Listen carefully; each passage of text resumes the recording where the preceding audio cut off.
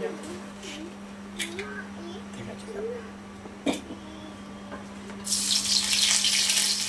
Ni kita cuma nak goreng apa? Sayur kailan. Bawang putih cincang, lada cili dalam 4 biji. Bawang bola sebelah. Ni betul semua. Ya, kejap. Sekejap.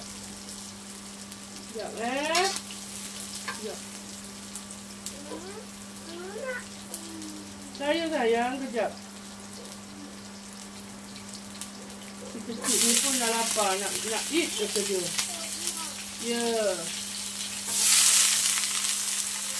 Nak eat kan? Okey. Dia dah lapar, dia nak eat. Dah. Ya, kejap ya. Kita masukkan kailan.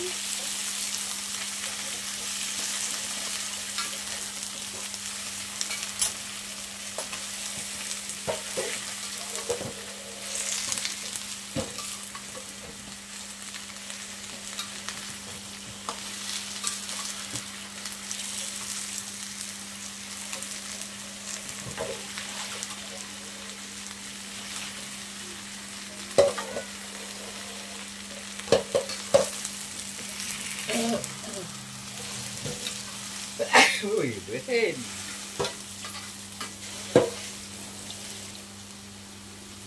Ya, ni nak Sekejap. Sekejap ni.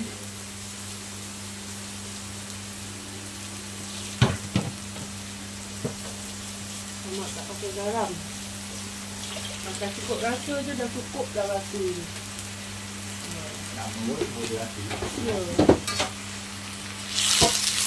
Cukup rasa ni kalau goreng sayur tak boleh letak apa-apa pun goreng dengan ni pun dah. Dah apa? Sedap ni.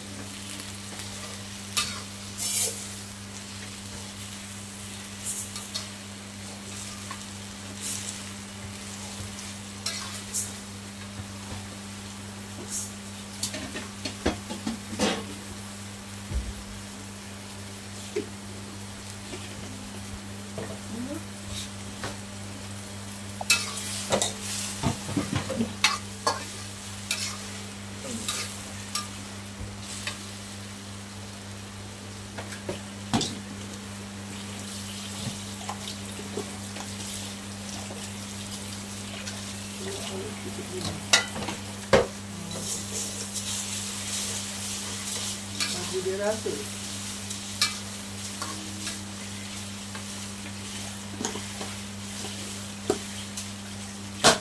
Kailan ni biasa je kan.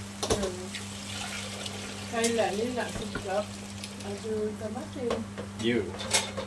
Sedap. Kailan ikan masin.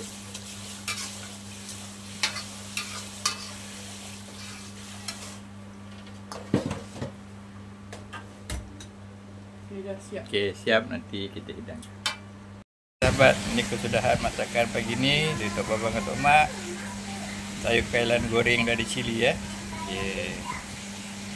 Selamat makan semua sahabat-sahabat dan anak Tok Babang. Assalamualaikum.